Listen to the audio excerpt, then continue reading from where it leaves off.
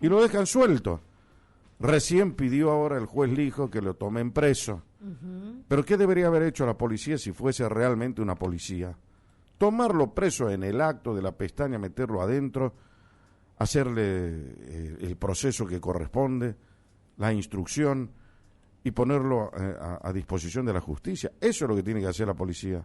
No dejarlo suelto al tipo como una amenaza general a cualquiera. Si ha sido capaz de hacer eso con tanta gente en pleno desfile del presidente de la nación, ¿qué es lo que puede hacer escondido? Imagínate, ¿no? Además, un tipo con un prontuario. Vos cuando te llevan a la policía, lo primero que tiene que hacer la policía es la averiguación de antecedentes. Exactamente. Para saber quién sos. Sí, amigo. Claro. Y si se dan cuenta que el tipo era lo que es, con mayor razón no lo pueden dejar suelto. Son los errores garrafales que no pasan en ninguna parte del mundo, pero sí en la Argentina. Eso sí, vos bajate, darle un sopapo a cualquiera, no sé, un problema en el tránsito o lo que fuese, y viene la policía y te meten adentro. Y a este que atentó de esa forma contra la vida de una persona, no. Son cosas inadmisibles, la verdad, realmente inadmisibles. Bueno, como para cortar esta información, Sí. Jorge dice que habló Patricia Bullrich, hubo como un cruzo con Waldo Wolf por haber dado la identidad ayer, porque eso le dio tiempo de escaparse. Viste que después de que pasa todo esto, se da a conocer la identidad, disponen que lo deberían detener y bueno, el tipillo se escapó. Así que bueno.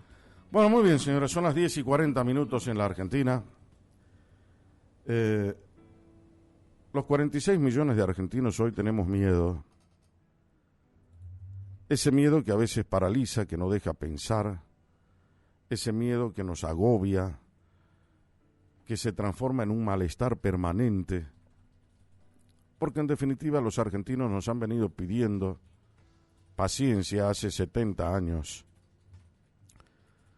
Muchos de los argentinos ya se murieron con la esperanza a cuestas, pero la luz en el túnel no la vieron nunca. Otros argentinos imaginaron que el bienestar era Cristina y su marido Kirchner, los días más felices del peronismo, dicen algunos. Pero la verdadera tragedia de la Argentina es esta realidad que estamos viviendo hoy. Pero la vivieron antes otros, no nos olvidemos de eso. Nosotros la estamos viviendo hoy. Pero para no ir muy lejos, ¿qué pasó en la época del Rodrigazo, en la década del 70? Cuando la gente vio transformados sus ahorros en billetes sin ningún tipo de valor, el esfuerzo de su trabajo licuado por los gobiernos irresponsables que tuvimos en la Argentina. Después sobrevino la catástrofe alfonsinista, donde Alfonsín se tuvo que ir 6 meses antes y nos legó el tema de la hiperinflación. Nosotros vimos ahora que, por ejemplo, el combustible subió 2 veces en un mismo mes y la última suba alcanzó el 30%. En la época de Alfonsín subía 2 veces por día el combustible, para tomar eso de termómetro y de ver cuál era el grado de ineficiencia del Estado y a qué grado de hiperinflación habíamos alcanzado en aquella época, finales de la década del 80, año 89. Y el pueblo seguía teniendo paciencia. Vino el famoso plan Austral, que no sirvió absolutamente más para nada. Y después vino Menem, vendió la joya de la abuela y todo lo que ya conocemos, la onda de privatizaciones, estabilizó el tema económico con la famosa ley del 1-a-1, la ley de convertibilidad que se llamaba, y la Argentina encontró la paz, la tranquilidad económica. Pero eso vino acompañado de otro fenómeno económico, que era la deflación. Deflación. O sea, quiere decir que los precios bajan porque no hay consumo. Y es tan peligrosa también como la inflación. Pero eso nos pasó a los argentinos y el gobierno de Menem también fracasó en el intento de reordenar la economía, que estuvo ordenada 3, 4 años y después volvimos al mismo fracaso de antes. Y sobrevino la famosa crisis del año 2001 ya con De la Rúa en el poder, intentando llamarlo a Cavallo para que con su ilustración nos devuelva la tranquilidad. Y Cavallo no solamente que no hizo eso, sino que fue mucho peor, era, digamos, apagar el incendio con nafta, ¿no? No era lo mismo Cavallo con Menem que Cavallo con De la Rúa. Y el país volvió a explotar y se perdió la institucionalidad. Bueno, después sobrevino ya el kirchnerismo con Néstor Kirchner, empezó la transversalidad política, pero también la estabilidad institucional, eso hay que decirlo, lo recuperó Néstor Kirchner, y con un viento de cola impresionante que tuvo en esa época, la Argentina recuperó un poco la paz en materia económica, nos hizo crecer la economía, pero no porque Kirchner era un sabio. La economía creció no por Kirchner, sino a pesar de Kirchner, porque él podría haber sentado allí las bases para una verdadera transformación y no estar viviendo el calvario que estamos viviendo hoy si hubiesen tenido imaginación, conocimiento, lucidez y responsabilidad para tomar esas sabias decisiones que aseguren el futuro de los argentinos. Ahí dilapidamos lo poco que teníamos, bueno, hasta arribar a nuestros días, con un gobierno tan ineficiente que nos dejó como nos dejó, y a eso hay que sumarle la pandemia, la sequía y todo lo que ya sabemos. Estamos en pánico hoy, porque el gobierno de Milei, con razón, en muchos casos, le contó a la gente desde dónde van a comenzar. Y es muy bueno que la gente sepa, ¿sabes por qué? Porque el soberano es la gente, no es Milei. Nosotros somos los dueños del poder, que momentáneamente lo hemos depositado para que nos represente en el gobierno, el señor Milei. Pero el pueblo, ¿cómo puede desconocer? No puede, no debe.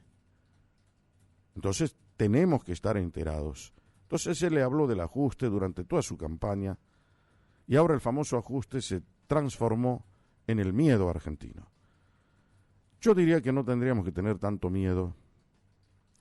Lo que sí tendríamos que tener los argentinos es conducta. ¿Por qué razón es la disparada de precios, es la locura infernal? Nada cambió. ¿Por qué hay esa inconducta, esa irresponsabilidad y esa inmoralidad en muchos ciudadanos, empresarios, formadores de precios, industriales y demás? Todos quieren ganar, salvarse, pero a costa del sufrimiento de la gente. Eso es importante, ese llamado a la reflexión. Claro que una golondrina no hace verano, no pienso hacer verano, pero sí pienso llamar a la cordura, es mi obligación y mi aporte ciudadano.